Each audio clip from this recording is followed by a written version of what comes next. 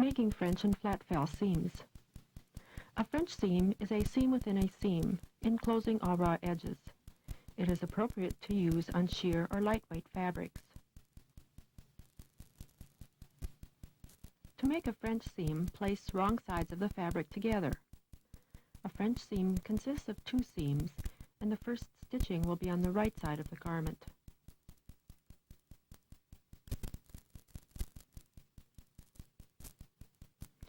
To make the first seam, stitch 1/4 inch from the seam line. So for a 5/8 inch seam, this would be about 3/8 inch from the raw edge. The second stitching will take up the remaining 1/4 inch of the seam allowance.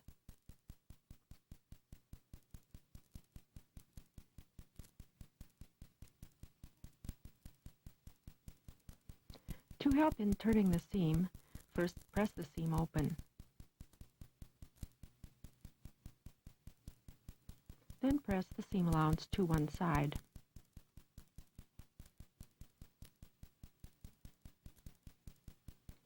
Now trim the seam allowance to about 1/8 inch.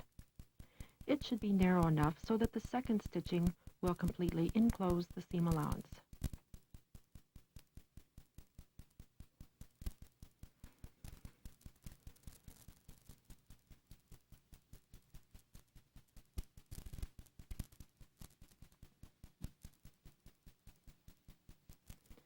Fold the garment so that right sides of the fabric are together. Press the seam edge so that the first row of stitching is directly on the folded edge.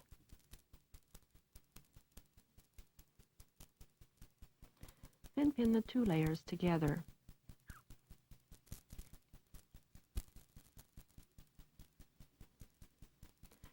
Stitch the second seam along the original seam line, about 1/4 inch from the folded edge. For very delicate fabrics, the finished width could be even narrower. Notice that the second stitching encloses all raw edges.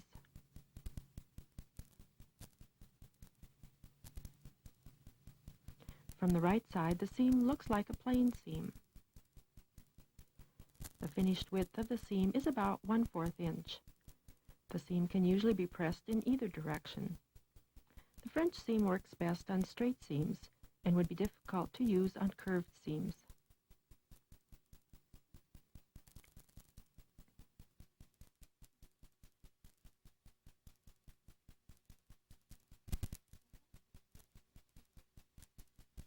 A flat fell seam has two rows of machine stitching showing on one side of the fabric, which is usually the right side, and one row of stitching on the other side.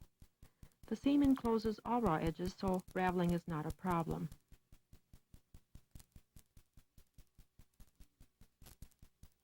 To make the flat fell seam, first place wrong sides of the fabric together and pin.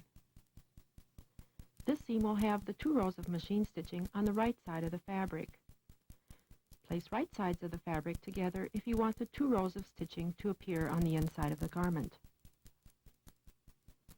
Stitch the first seam on the regular seam line. This stitching shows on the outside of the completed garment, so it must be perfectly straight and machine tension should be well balanced.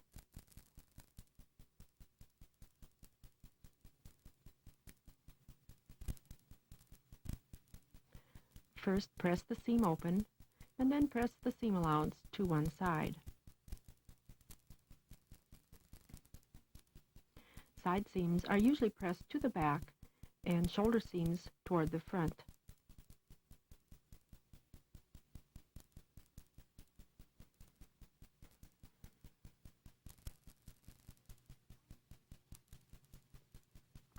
The bottom seam allowance is trimmed to 1/8 inch.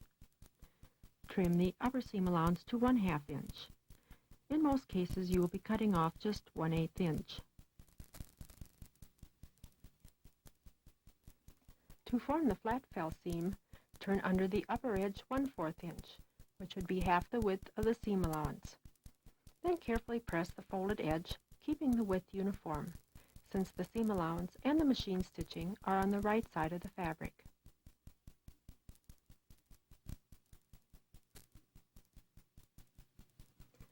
Pin the edge of the seam, or you may find it easier to baste the seam close to the folded edge.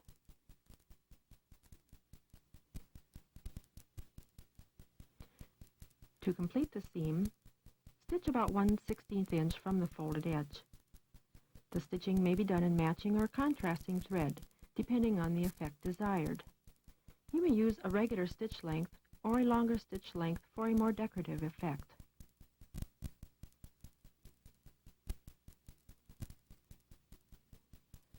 Only one row of stitching will show on the wrong side of the garment.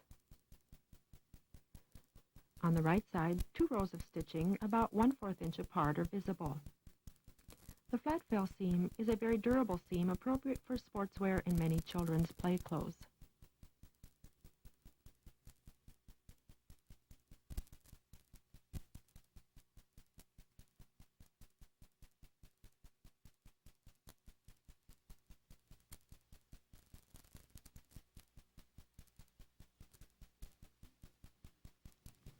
Making square or V-shaped corners. Corners such as those found in V or square yokes and gussets must be carefully made to avoid bulk and weakening of seams.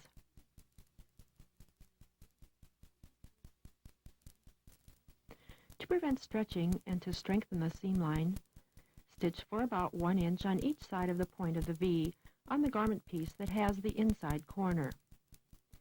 The point of the V can be transferred to the fabric with a tracing wheel or with tailor's tacks.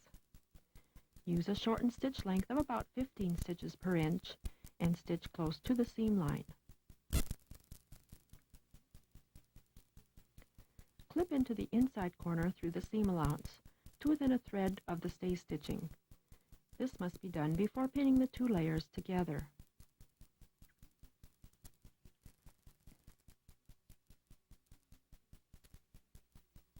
Notice that the stitching line at the point of the V on the yoke piece was also transferred to the fabric from the pattern.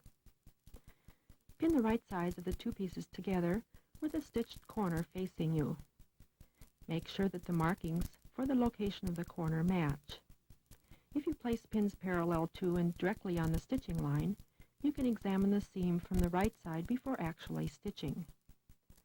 Notice how the slashed corner must spread open in order for the 2 pieces to fit together correctly. Stitch the seam. Notice that the 2 layers match along the outside edge at the stitching line and not at the cut edge. Stitch slowly up to the point of the V. Stop the machine with a needle in the fabric. Raise the presser foot, adjust the fabric, and continue stitching the rest of the seam.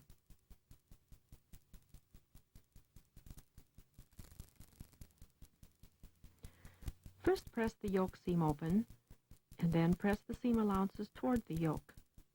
On most yoke designs, the seams are pressed towards the yoke.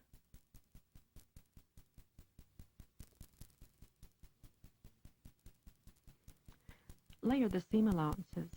Remember that the layer closest to the outside of the finished garment is the widest. The second layer can be left as is or trimmed a little narrower. Cut away the excess fabric from the point of the V on the yoke piece. If the fabric ravels, these seam edges will need to be finished. Layering and notching of the seam allowances are important techniques used to reduce bulk.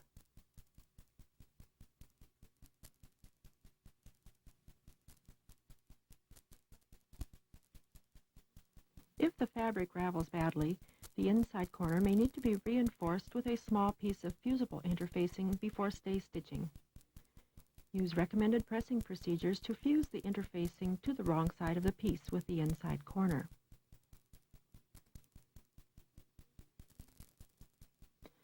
Then stay stitch the inside corner to reinforce the V and to prevent stretching.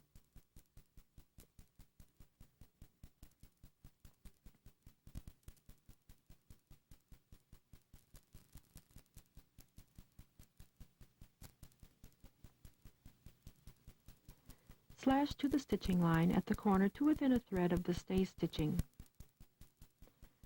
Proceed with pinning as before, first matching the reinforced V with the marked point on the yoke.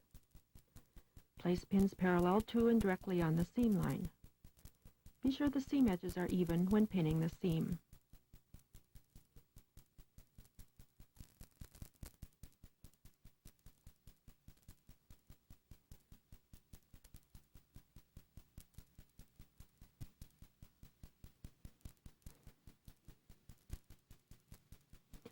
Stitch on the seam line, stitching slowly to the point of the V.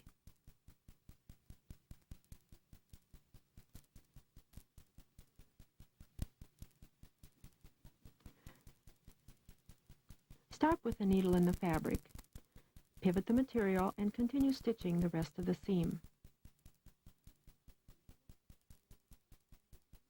This illustrates the layered seam from the wrong side.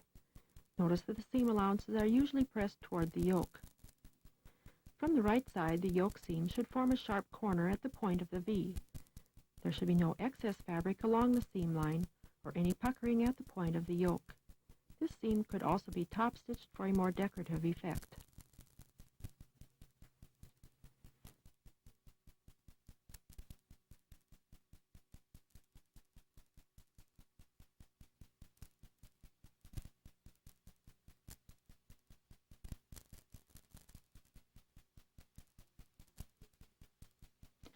Sewing unlike curved seams. Seams with unlike curves, such as those found in the curved princess or curved yoke lines, need special preparation when being stitched. The first step is to stay stitch about 1/2 inch from the raw edge on the garment piece that has the inside curve. Then clip to the stay stitching about every 1/2 inch in the curved areas. This clipping is important to allow the curved seam to spread apart when pinning the seams together.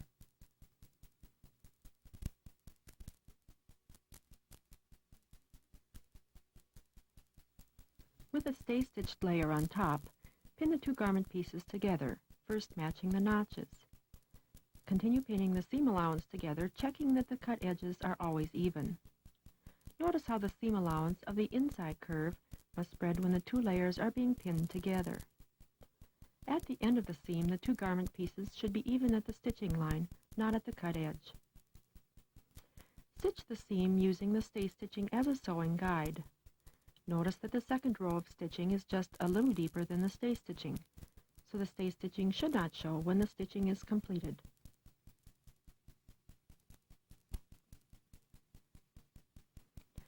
This seam can be pressed open, or both seam allowances can be pressed to one side. When the seam is pressed open, small tucks will form on the seam allowance of the garment piece that has the outside curve. Press lightly to determine the location of these tucks. Cut notches into the seam allowance to remove this excess fullness. Place the notches fairly close together and keep them small enough so that the cut edges just meet when the seam allowance is pressed open. The curve will be smoother if notches are kept small and are closer together than when using a few larger notches. Notice that a pressing cushion can be used when pressing a curved princess seam.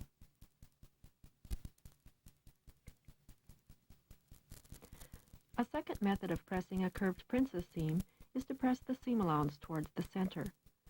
First press the seam open, then press both layers towards the center. If this technique is used, the seam allowances should be layered.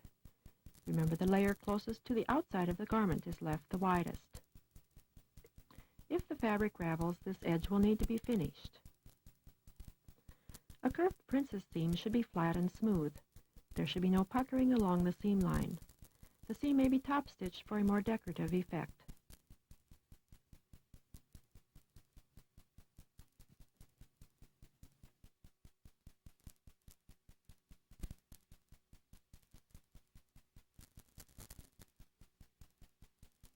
Sewing crotch seams.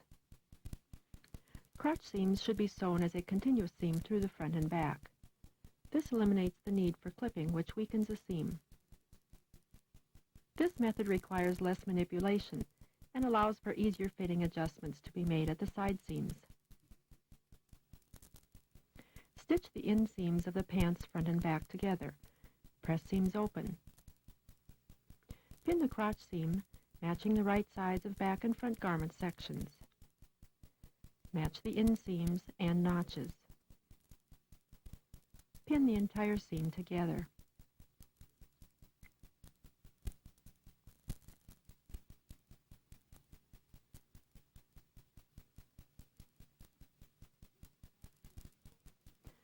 Stitch the crotch seam in one continuous seam.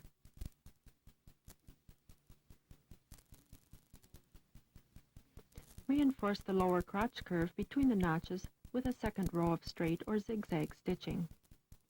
If the fabric ravels, the zigzag stitching can also be used as a seam finish.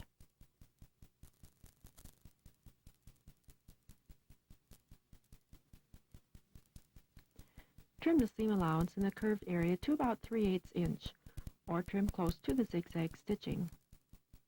This is one curved seam which should not be clipped.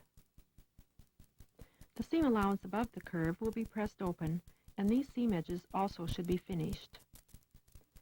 To complete the side seam, refold the garment so that right sides are together, with right front against right back and left front against left back. When a fitting is desirable, pin seams with pins parallel to and directly on the seam line. This would allow you to check the fit before stitching.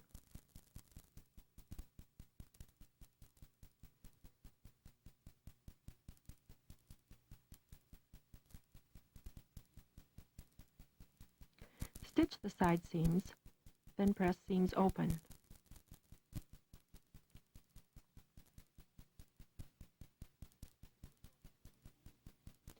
The waistline treatment can be completed to finish the pants.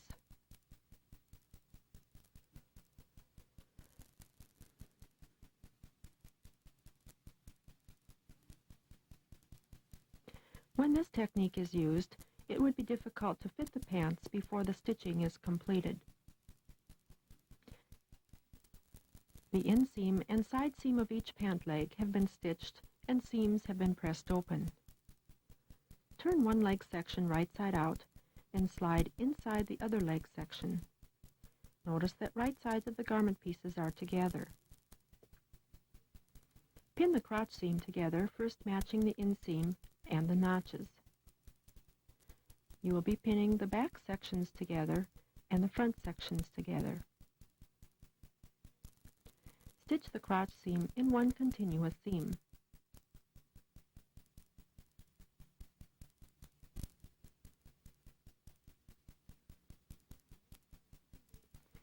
Again, the lower curve should be reinforced with a second row of stitching. When a knit fabric is used, this second stitching may be done with a straight machine stitch placed close to the first row of stitching. Trim the seam allowance in the curved area to 3/8 inch. Press the seams open above the crotch curve and complete the pants by finishing the waistline as desired.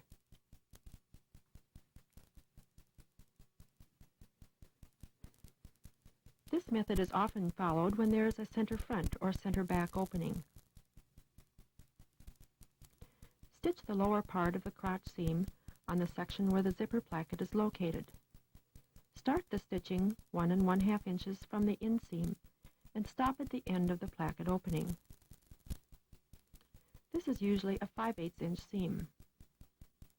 Secure each end by back stitching.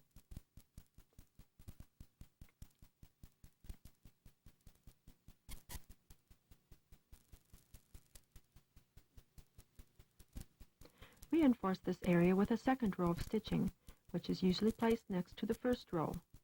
This area would be difficult to stitch once the zipper has been inserted. Complete the placket opening as desired. Then stitch the pants front to the pants back at the inseams.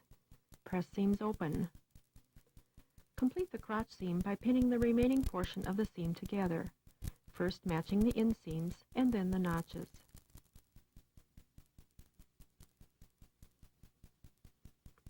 Complete the stitching of the crotch seam by starting the stitching on the lower curve, just below the completed placket. Reinforce the lower curve with a second row of straight or zigzag stitching. The side seams can be stitched and pressed open. Finish the waistline as desired to complete the pants.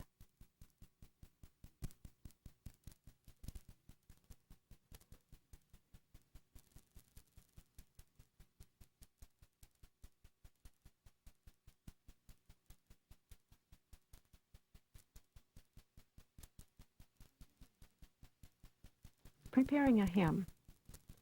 To ensure a well-made hem, careful preparation is necessary. For the best results, have someone measure the garment for the hem.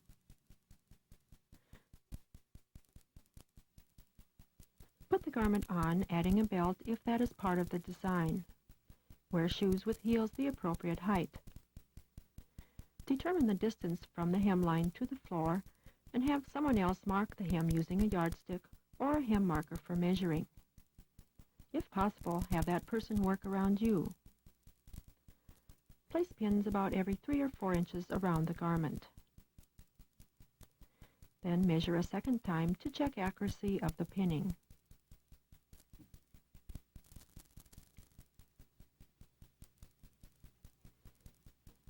It is helpful at this point to turn the hem to the inside and pin in place so that you can check the length before taking off the garment. Take into consideration body proportion, garment style, and current fashion when determining the appropriate length. The finished hem should be parallel to the floor and should be an attractive length for you.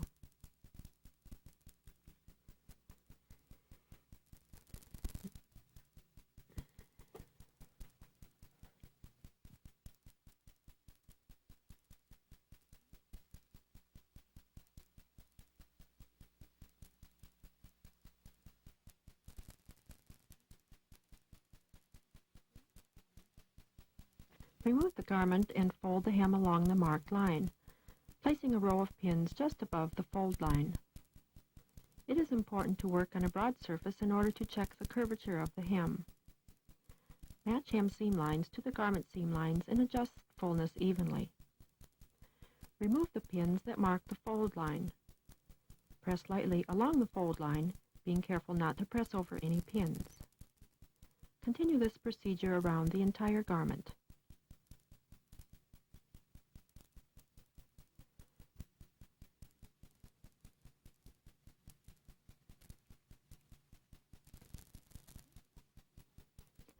Measure up from the fold line a uniform amount and mark with either pins or chalk. The finished width of the hem depends on the style of the garment and the weight of the fabric. Then cut along this marked line so that the garment hem allowance will be the same width around the entire garment.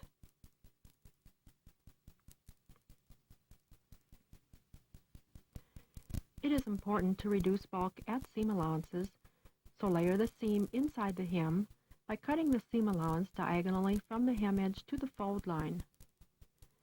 Notice that the seam allowance is not trimmed beyond the hem fold line.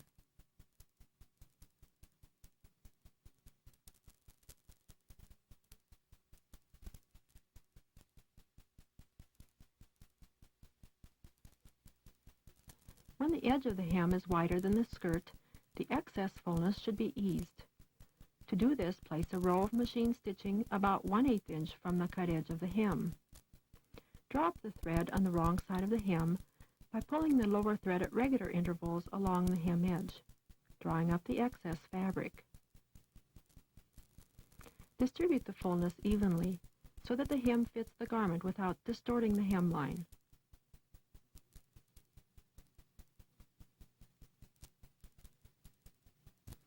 If too much was pulled up, it can be released as you readjust the hem. Remove all pins. You will find that some of the fullness can be shrunk out by pressing with steam or by using a damp press cloth. To avoid pressing a ridge to the outside of the garment, place heavy paper between the hem and the outer layer. Complete the hem with an appropriate edge finish and hemming stitch.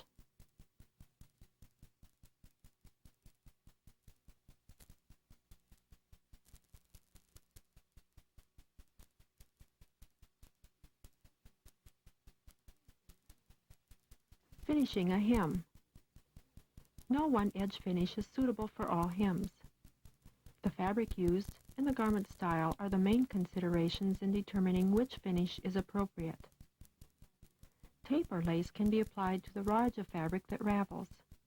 It is often used on an eased hem to hold the easing in place. Place the edge of the tape 1/4 inch from the raw edge of the hem. If an ease stitch has been used, fit the tape to the hem edge after the extra fullness of the hem has been eased in. It is important not to pull the tape tighter than the circumference of the skirt.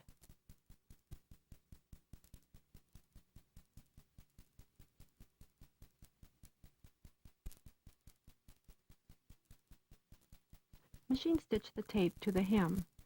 stitching about 1/16 inch from the edge of the tape.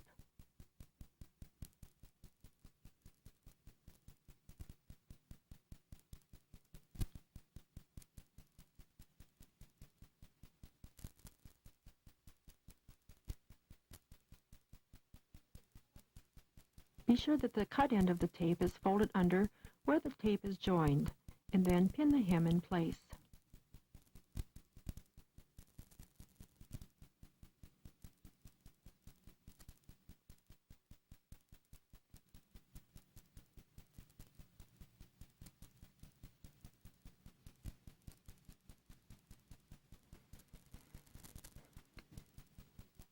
To make the slip stitch or blind stitch, fasten the thread securely under the edge of the tape. Take a small stitch in the garment fabric directly below the stitch in the tape. Slide the needle under the edge of the tape and bring the needle to the outside about 1/2 to 3/4 inch away from the first stitch. Hemming is usually done with a single thread. Keep the thread slightly loose between each stitch to avoid having the hand stitching create a ridge on the right side of the garment.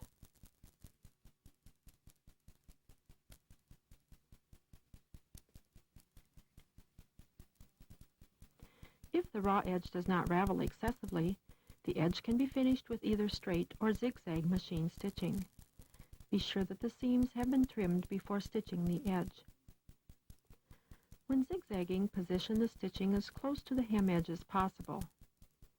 If it is necessary to ease the hem, add a row of straight stitching close to the hem edge.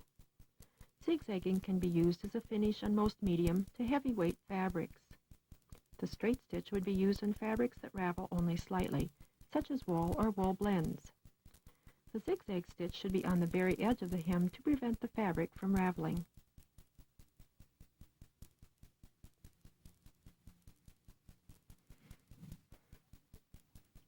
The lock stitch is often used as a hemming stitch and is appropriately placed 1/4 inch back from the hem edge. When pinning the hem, place pins parallel to the hem edge. Roll back the hem edge about 1/4 inch. Fasten the hemming thread under the hem edge. Hold the rolled edge of the hem and the thread with the thumb. Take a small stitch in the garment and the rolled back edge at the same time.